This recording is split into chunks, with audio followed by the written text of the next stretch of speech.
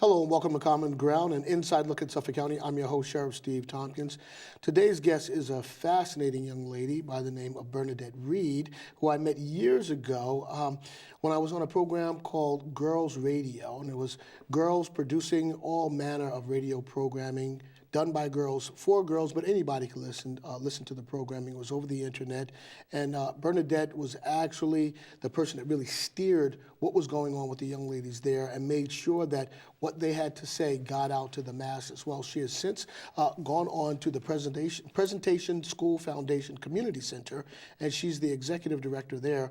And so she's going to do and is doing some great things. And so she's here today to talk to us about that. And so without any further ado, thank you so much for being here, Ms. Reid. Thank you for having me. I appreciate being invited. I appreciate it. Talk to us about the Presentation School Foundation. What is it set up to do? So the Presentation School Foundation Community Center is set up to serve the people of the Allston Brighton community. We're located in Oak Square, which is a very community-focused, family-focused community area of Brighton.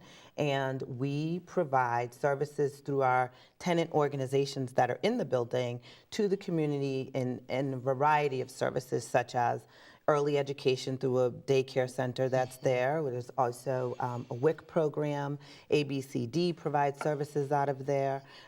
We also even have a church that operates out of there, yes, and Family Nurturing Center. And we do have two programs there that work with the elderly in terms of transportation, support, mentoring, almost in that way. And we have community space in the center for people in the community to come in and utilize the space for a number of different programs, events, activities. So what we really are there for is to really service the community in a variety of ways. Now, do you create all of the programming, or do you work with the board or others to actually say, this is what we think we need to have done? Was that all in place before you got there, or did they bring you in to basically guide the ship? So a lot of the actual organizations that are in there were all there prior to my coming. However, my role there is to really develop relationships and partnerships with other organizations in and around the Allston Brighton community, where we can either collaborate on programming and develop programming, and or they can bring their programming to the center. Is this a federally funded program, or do you get state dollars, or how do you actually, how do you pay for all that you're doing there? So some of that, well, a majority of that comes from obviously the tenants who pay rent. Right. And then we do get funding from different foundations, corporations, some private funding. There is some state funding, in a very small amount of state funding helped with the build out of the building, in addition to some city funds that helped support some of the build out of the building when it was being renovated. So now, Presentation School Foundation, was it actually a school in some past life? It was in some past life. So about 12 years ago, it was known as, and many people probably know this, Our Lady of Presentation School. And it was a kindergarten through 8th grade school where children from Newton, Allston, Brighton attended. It was a private school.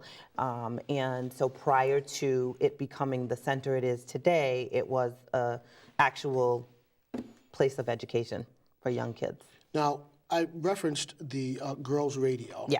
Touch on that briefly, and then talk about your skill set that you had there, that you were actually recruited to come over to the Presentation School Foundation, and how those two things meld. So just quickly tell our audience about Girls Radio and what that was set up to do. So Girls Radio was really set up as a youth development program to help promote positive messaging in media for teen girls and teach them about media literacy, but also public speaking, as well as developing their skills in terms of understanding and learning about radio broadcasting, as well as other careers in the field of engineering, science, and math. Okay. So with that, I did a lot of work in the area of development and advocacy. So development meaning raising funds, raising awareness, helping people understand what the needs were of the girls as well as the program, but also the piece around advocacy and really being out in the community and really engaging people on understanding the issues that children and teens face today.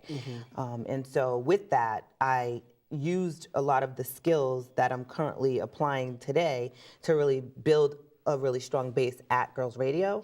And moving into this role, I was able to take a lot of the connections I had made, the networking that I really love to do, and developing a lot of collaborative efforts to ensure that now the PSF Community Center is really established as the center of the Oak Square community in Brighton. But it sounds like now PSF, as you just referred to it, is not just about kids. It's also about young adults, Yes. older adults, seniors. Yes, yes, it is. It runs the gamut. So we focus on children, of course, but then there's the family piece where we have, again, programming inside the center that supports families like the WIC program. The ABCD program has a food pantry inside. They also do job training, job skills and computer skills. We do have two programs which are very unique programs, ITN Greater Boston, which provides transportation and dignified transportation through volunteers for elders in the community and for those who are visually impaired, as well as Friendship Works, which offers, similar to the old social work friendly visitor piece, they offer companionship support and, you know, just helping elders get around in the community, go shopping, and do those types of things. So we do range from the infant pretty much to the older adult. So you know youth and you know families. Talk to me, let's just start with youth. How tough or not is it out there for our kids and communities these days? I think there's a challenge. I mean, I think there's such an influence and an influx from, you know, media, social media, just what kids are exposed to today as opposed to many, many years ago. So I think the challenge is really helping communities kind of understand that and keep up with that so that they can really relate to the kids and engage them. Because I think nowadays kids need to be engaged differently. You know, you can't just put a game of checkers out and they're going to sit down and play. It's got to have, you know, bells, whistles, and do all kinds of things. So the challenge is really engaging them and helping them to be able to learn how to communicate, because a lot of children don't communicate in the same way. So really understanding that language and being able to help bring them along. So I think it's a challenge in that way of really bridging generations in technology. And I think for our young people today, just enabling them to have a voice in their community where people do still listen to them, and trying to help them express themselves in a very positive way. I'm curious as to what you think about social media. Now, when we were kids, you know, it was that thing where your mom said, go outside and play, you know, and you'd be out there all day with your friends and your buddies, so on and so forth. And now I know, especially with, you know, my kids at home, I've got two teenagers, there's a lot of the social media. And so although they are engaged and interacting, it's not the kind of face-to-face interaction that we once had as kids. What's your thoughts on social media? I mean, I know there's some positive, but there may be a couple of negative things. From a practitioner's point of view, what's your thought? I mean, I think social media can be very damaging. I think it has a lot of power, and it's been given a lot of power. I do believe that children and young people are driven by what's on social media. I do believe that. I think, you know, a parent's voice is strong, but sometimes social media, if they say this is how it should be, then this is what you should do. So I think there's a piece of social media that can be very dangerous, I think, for young people. I mean, we see it with, you know, the bullying and all of those types of things that happen via social media and such.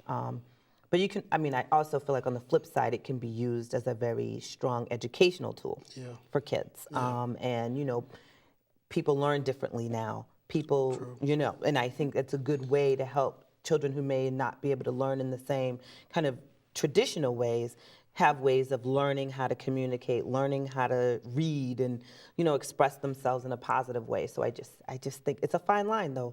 You know, it is. That's a fine line. And I also feel like adults still need to be involved with the kids and what they're doing on social media. So the kids that you're interacting with at the center, do you find that there's still an affinity to want to have personal interaction, or do you find the kids really get so wrapped up in the technology that they'd rather do that? What's been your experience with So this? pretty much at the center, one of the things that we instill in our kids is community service. So the children that come into the center are usually there to help volunteer for a program that, you know, I've had a ton of help. We, you know, sending out mailings and things of that nature, working when we do events, just helping support that way. There's also a very, you know, area D14, very helpful in bringing down those college students who may have gotten in a little trouble, who can come help clean up. You know, so they kind of, they pay back, you know, and I feel like all of the programs within the center have that focus of really helping make teens be more industrious and use some of their other skills as opposed to just always being on a computer. Talk to me about young families, but let's start with young families. One of the things about, I live in the city of Boston, which is a great, vibrant city, but the cost of housing, the cost to raise a young family in the city is pretty tough. You deal with a lot of families. What are some of the stresses that you're finding that you're encountering with families? I think a lot of times interestingly enough, it's health and nutrition, getting good food, getting really affordable food. Right. In the local Oak Square, Brighton area, there's not, there's no real grocery stores where people can go shopping. So if they're not able to access good, healthy food, it's a challenge for them, which I think helps with having support at the center where people can get that and access that. However, I also feel like transportation tends to be a challenge for some young families. There are quite a bit of families who are, relying on public transportation to get to and fro, and so it can be a challenge for them. I think they have, access to resources to an extent, but I feel like that hinders it if they're not able to get to those resources. So I do feel like those are the two biggest pieces that I've observed. How about education for the young families, getting their kids into the schools that they want to get them into? Where I grew up in New York City, and we had really that traditional neighborhood school. In fact, my elementary school was right across the street from where I grew up, and my middle school was just a couple of blocks away.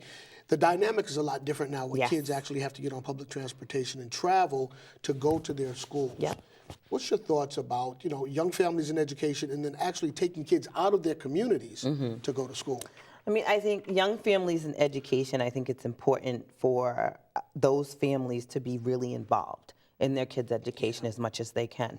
I think having early education programming is very helpful and essential. I think there's, there's some amount of that in the Brighton area. There, the Faneuil Library provides some really good smaller group educational programming for children, and even in our center we do that. The YMCA has some educational programming as well over there. However, I think the same token, when they get to that school age, there isn't really a school right directly, and they do have to go out a ways, and I think that's a challenge. I think that's a challenge in terms of those parents who have to work. And making sure their kids are safe, and getting to school and getting what they need. I think it's tough. I think it would be helpful. There's a lot of young kids in the Brighton area who would benefit from having schools right in their own backyards, and not necessarily, there's private schools and things of that nature, but there aren't many elementary schools. To a degree, I think that contributes to the breakdown of the community when the kids aren't going to school in those communities and then going home and studying together or playing together. Now clearly, when I went to high school, my high school was actually pretty far from where I lived, but I went to school with a whole different set of kids, for the first time. And my elementary, middle school, it was principally Black and Latino. My high school, it was the world. It was everybody. I went to what they call the High School of Music and Art, that television show Fame. That's the high school that I went to. And so that was the first time that I'd actually really gone to school with white kids, Europeans, and that sort of thing. And so that was a good experience because it really introduced me to the world, you know. And so the thing about taking kids out of their community, particularly in elementary and middle school, to have to go far away, you lose a little something right within that community structure, I think. Now, you say you also work with seniors. What type of programming do you provide for the seniors? So, and I smile at this because we are really starting to get on a good roll here and really engage in the seniors. So we working in collaboration with the Veronica Smith Senior Center to provide additional programming with the seniors. We've done luncheons with them. We had one of our seniors be a head chef at the luncheon and cook for everybody. We've asked the seniors and polled them as to what they would like to see. So we'll be having Zumba for seniors. No. Yes, Get out of here. will. Really? Yes. Yes. Oh, man, that's a you sight. could come. Oh, yeah. Oh. Thank you, Bernadette. You're welcome. We'll be having Zumba, and they'll, some of them want to do some, musical kind of activities there. They'll, there's also going to be movies and things of that nature, and we'll be bringing in people to come in and educate them on various aspects of being seniors. What are their resources? Every luncheon we bring people in to talk to them, and they can hear from folks about what's accessible to them. And I feel like they are sometimes a forgotten group. Yeah. And so we're really trying to build on what's already kind of in the community, but also enhance and be complementary to what's happening. Do you also with the have, seniors. do you put together trips for the seniors to go? Well, we don't, but Veronica Smith does. Okay. So they do that. So what we'll do is get information and share it with the seniors, and if they need help either getting up to the center, then that's where the 2 transportation support programs come in. So we try to really incorporate what we're doing in the center to what everyone else is doing in the community. Right. Yeah. So now with all of that you do for, kids and families and adults and seniors, do you partner with other organizations? And if you do, who do you partner with? So like I said, we partnered with Veronica B. Smith. Right. We've partnered with St. Elizabeth's Hospitals right up the street. The Girl Scouts, because they have troops inside there. Northeast CPR provides 10 free, every month they give away 10 free trainings for CPR and first aid for no people. kidding. Oh, yes, great. right Okay. in our center. We also have been partnering with the Faneuil Library, the YMCA, Jackson Man, after school programming, the Allston Brighton Health Collaborative, for which I'm on the steering committee for, Brighton Main Streets. So we partner with so many of the organizations and community groups in the Allston Brighton community as a way to provide, whether it be meeting space or be participants in their programming, be part of some community discussions or offering a space for those community discussions to happen, and just really being a supportive entity for the Allston Brighton community. Now, how big is your staff? Do you have a staff, or do you have to do all of this yourself? So it is just me. Ooh. It is. But I will say we have some awesome volunteers, and my board of directors is amazing. Oh, really? Okay. Yes, we have an amazing board. Most of them are founding board members of the Presentation School Foundation. Okay. We're very active and involved in getting the school to be transitioned into a center. And they're amazing. And we have some newer members of the board who bring different skill sets. So we have a group of awesome volunteers, both board as well as community members and committee members. I see that one of your supporters is Eastern Bank. Yes. And, so we've done some work with Eastern Bank, Bob Rivers and a couple of the other folks over there. And they really are, they're a merchant bank, Yes. Founded in 1818, frankly. And they really are engaged in community life. I mean, they really like to roll up their sleeves and really do some yeoman's work on behalf of not just the people that bank with them, but entire communities. Have you found that to be the case with these folks? So these folks were amazing. They were really, prior to my coming on board, and the reason why, part of the reason why I'm able to be there is because Eastern Bank really did a great job of helping us refinance and really consolidate. We had kind of loans and things out everywhere, and they really did a great job of supporting that, and have also been involved in providing some financial literacy programming at the center and offering support to families and saying, come into our bank, we'll teach you how to save, we'll educate your kids, they are amazing. Yes. Eastern Bank, I love them.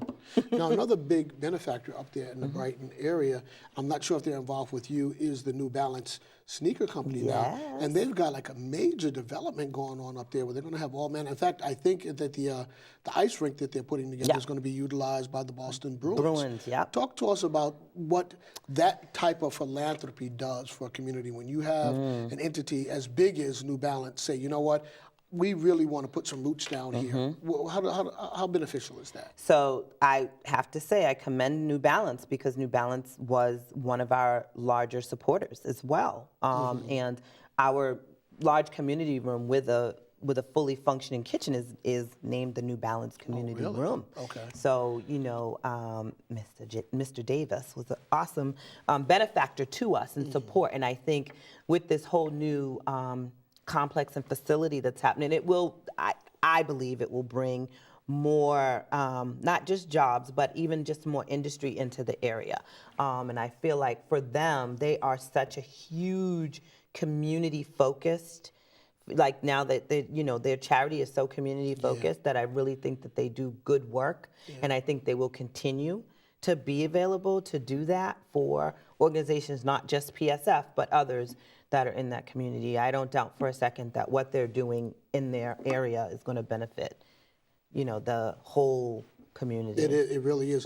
Another charitable entity up there is the Brian Honan Charitable Fund. And Brian, who passed away much too young, his brother Kevin. In fact, the Honan family is just, a bedrock in that community. They are. And I do a lot of work with his brother, who's a state representative. Talk to us about the Honan Charitable Foundation and the Honan Library and how significant that is to this area that you work in. Okay, so the Honan Charitable Foundation, again, very supportive of what happened when Our Lady of Presentation transitioned to becoming what it is now, and continues to be a support for us. And I was happy this past summer to be able to have one of their Honan Fellows, the scholars, come and work with me, and got to really know the Honan family and see kind of what they're about and what they do. And I think the Honan Library brings, they kind of set the stage for how community-based types of organizations and libraries and those places should be. I think Kevin Honan has done. He shows up to everything. He does. He remembers my name, which is awesome. That always helps, right? Which is awesome. And I really think he cares about that community and is invested in ensuring that whatever's needed, if he can be a part of that, he will do. And I feel like he's done that so far in my experience. And I believe, people really respect that family and honor them and, honor Brian Honan's name. And I feel like they've definitely have had and continue to have an impact. So you sound very invested, very passionate about the work that you do. As we close out here, tell our audience, what is it about your job that gets you up every morning and say, you know what, I want to get there and I really want to roll up my sleeves and really continue to do this work? Okay. Talk to us about that. I am huge into community development and developing communities that may be underserved in some areas and representing, women and women of color and being able to help, bring about some change if in any shape or form that's positive in a community and support that. And I feel like for me, that's where my passion lies. I enjoy, speaking and advocating for different issues and initiatives and such that I know will benefit young people, old people, all people, really. I'm definitely one of those, if you want to call me, not necessarily a tree hugger, but I do like to do good. And so for me, I feel I feel like that's what I do, and that's what gets me up. That's what gets me, because I know that there's going to be something that day or in that week that I'm doing that's going to have a really good impact on that community, wherever the community is. This happens to be Brighton, so that's what gets me up. So just tell our audience, if they want more information about how to get in touch or information of your organization, from your organization, tell us how we do that. So you contact me, Bernadette Reid, at 617-782-8670, or you can go to our website at www.psf-inc.org. You're doing some great work over there, and we applaud you. We'd love to have you back, Yes. in the future to talk more about it. And you have to come visit. I would love to. Okay. I'll take you up on that. Okay, definitely. Thank you so much for being here today. All right, folks, we're about to go to a break. So if you got to go get that soda pop, go and do it now, but come back quickly because we've got much more for you. Please do stay tuned.